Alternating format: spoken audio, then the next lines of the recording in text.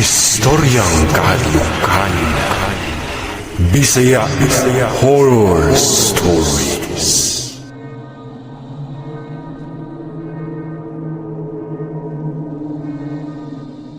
Maayong adlaw sa mga nagsunod ug nagsubay sa istoryang kahadlukan. Nipadala ko sa akong story kay bas hindi ay mapilian o ma-feature kini sa inyong YouTube channel ug Facebook page. Tigbasahan jud ko og horror stories ug gihimo ni akong palipas oras.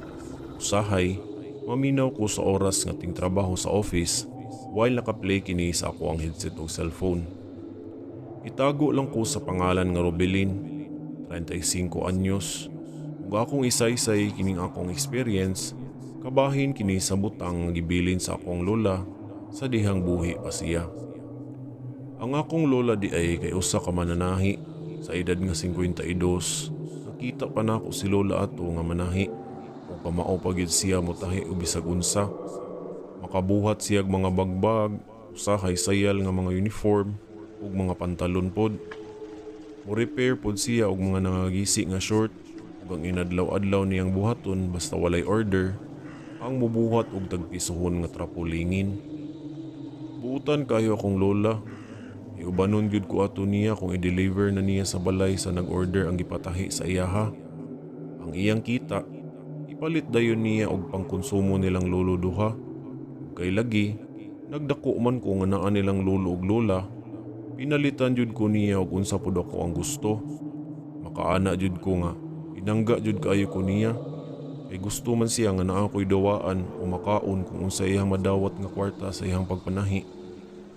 Moabot gyud sa point nato tanan nga makita nato nga nagkaidaran ato ang lolo ug lola.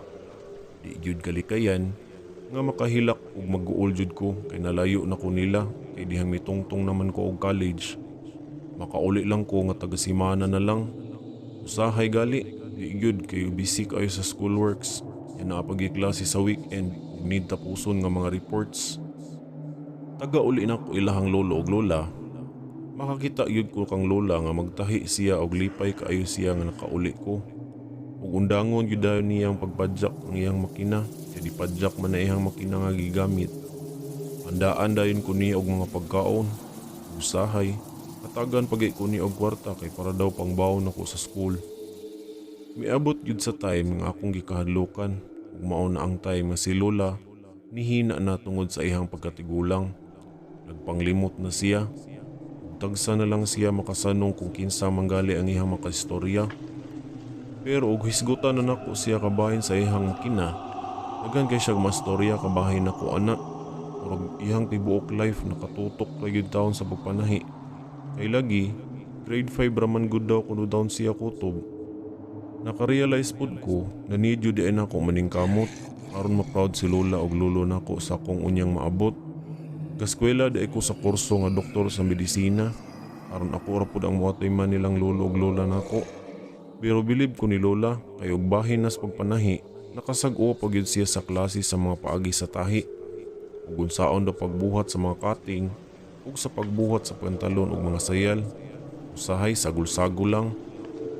Dihang nagkadako ko, hinay-hinay pud na akong nakita nga si lola di na gyud niya kaya ang maglihok-lihok. Maong nag-istambay na lang siya sa may veranda. Dala niya ang iyang bangko na pwede niyang kalingkuran o kahigdaan. Gusto pa daw niya unta manahi kay lagi naanad siya. Ug magsigi siya hisgot sa iyang mga suki. Nga ang uban gali nangamatay na pero gihisgutan gihapon niya. Naalagi ko ni order niya. Gisabot na lang sa akong uyaan ang batasan ni lola kay lagi usahay mulihok yun bisan di na niya makaya. Happy kaayo ko sa akong edad nga nakita pa ko sa akong lola nga nagpangga na ako sukad pagabata. Hangtod nga migraduate ko sa elementary ug high school. Di gyud kabayaran ang ilang serbisyo ni lolo ug lola diri namo tanan. Ug labaw sa tanan, kamao gyud mo pa feel og gugma diri kanamo.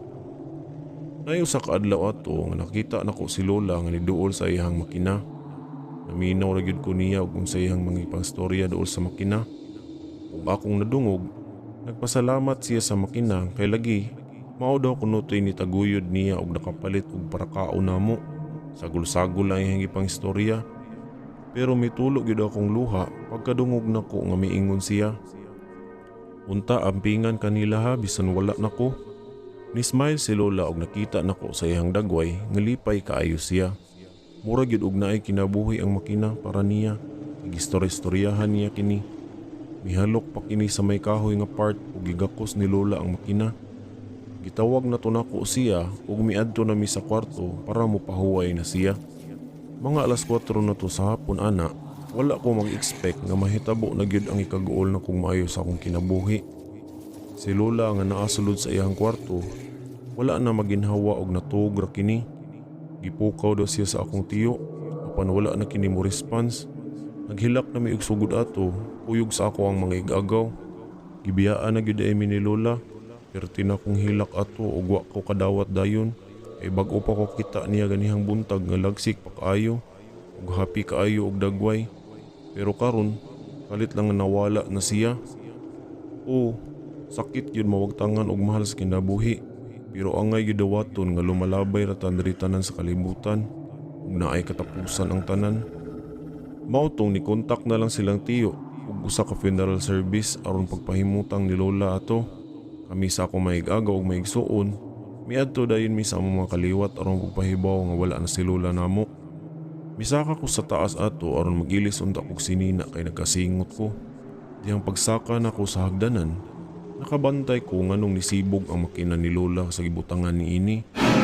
Di man gyud tumao ang plastada sa iyang makina ba? Mao ako na lang giuna og duol aron itarong. Ug misaka dayon ko sa taas unya nag-ilis. Pagbalik na kog naog ato, nakalimot ko nga nahabilin akong pitaka sa taas. Ug sa ikaduhang higayon, ang makina nisibog na pud ug nahibulong ko og kinsay nisibog na sa makina. Di ko angay mahadlok kay lagi duda nako. Naglaag-laag nagsugod siguro ang kalag ni Lola. Ug kay kaugma pa man to maabot ang lawas ni Lola. Nangandam na lang mi sa mga gamit para unya sa bilar ug pagpreparar sa dapit ug asa ihaya ang akong Lola. Nagkasabot ang mga tiyo ug tiya nako ato nga adto sa kapila ihaya ang akong Lola kay gamay kaayo og lugar ang amoa. Buong adto lang si Lola pilak adlaw hayaon.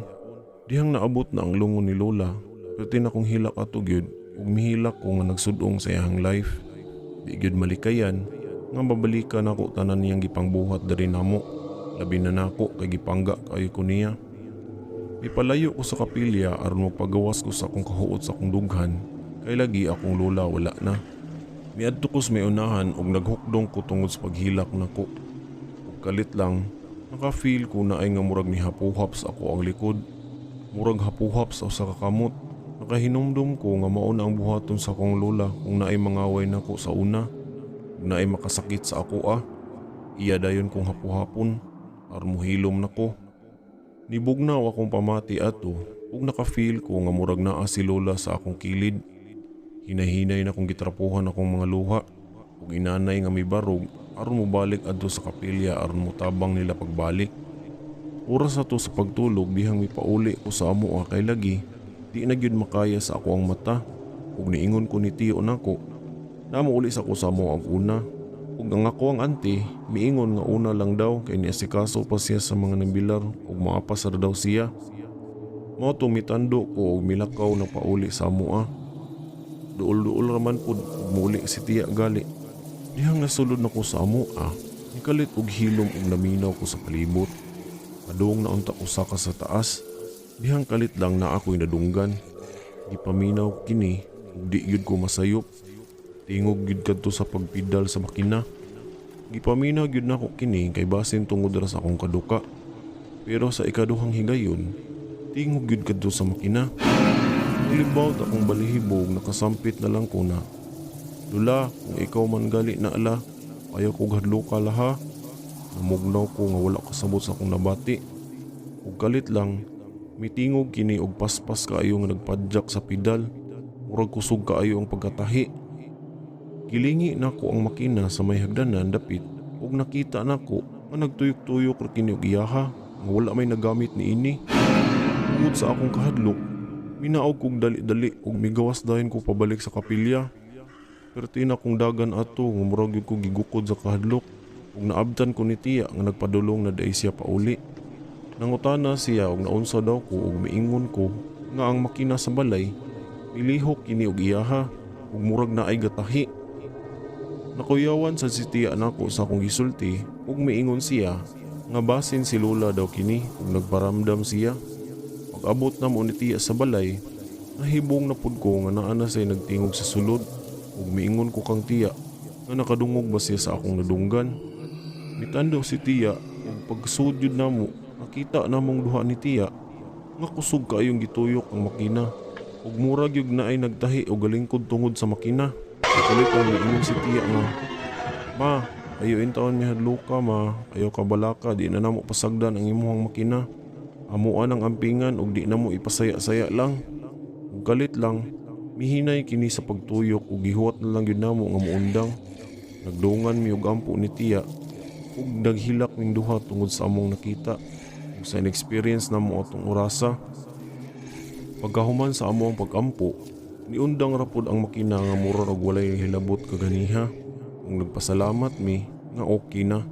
Kay balo ko nga si lola gyud to namo, di man gyud to siya mosugot nga maguba ang iyang makina.